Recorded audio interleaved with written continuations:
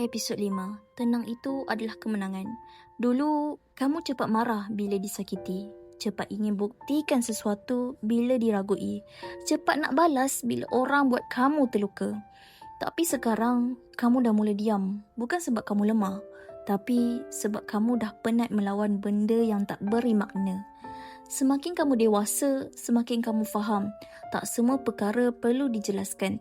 Tak semua salah faham perlu diperbetulkan. Tak semua orang layak lihat sisi lembut yang kamu cuba lindungi. Kadang berdiam diri itu bukanlah tanda lemah, tapi tanda kamu dah cukup kuat untuk memilih ketenangan. Kamu tak lagi perlukan pengiktirafan. Kamu tak lagi kejar penjelasan. Kamu cuma mahu damai. Tenang itu kemenangan, sebab dalam dunia yang penuh bising, kamu mampu senyum tanpa perlu membalas kebencian dengan kebencian. Kamu belajar sabar, bukan sebab kamu tak mampu melawan, tapi sebab kamu tahu tak semua hal berbaloi untuk diperjuangkan. Ada masa melepaskan itu lebih menyembuhkan daripada membalas. Dan bila kamu belajar tenang, kamu mula nampak semua dengan jelas. Kamu nampak siapa yang datang dengan ikhlas dan siapa yang cuma singgah bila senang. Kamu belajar menilai tanpa perlu menyakiti, belajar melepaskan tanpa rasa dendam, belajar menerima bahawa orang berubah dan kamu pun berhak berubah untuk diri sendiri. Tenang bukanlah bererti tak peduli.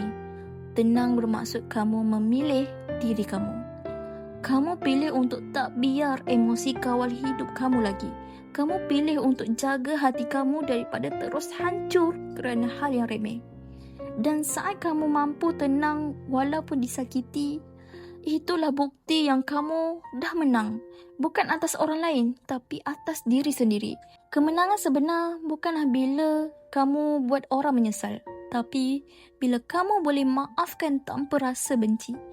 Bila kamu mampu tidur malam tanpa beban dan bangun pagi dengan hati yang ringan. Sebab kadang balasan terbaik bukanlah kata-kata, tapi sikap kamu yang tetap lembut walaupun dunia tak adil. Tenang itu tak perlukan penonton, cukup Tuhan tahu kamu cuba sebaiknya untuk tidak menyakiti balik. Jadi, kalau hari ini kamu sedang belajar diam, belajar sabar, belajar tak balas, jangan rasa lemah. Itu tandanya kamu sedang menang dengan cara yang paling tenang. Kalau kata-kata ini buatkan kamu rasa sedikit damai, jangan lupa tekan follow atau subscribe untuk dengar episod seterusnya. Moga setiap perkongsian ini bantu kamu belajar bahawa tenang juga adalah satu bentuk kekuatan dan diam pun boleh jadi kemenangan.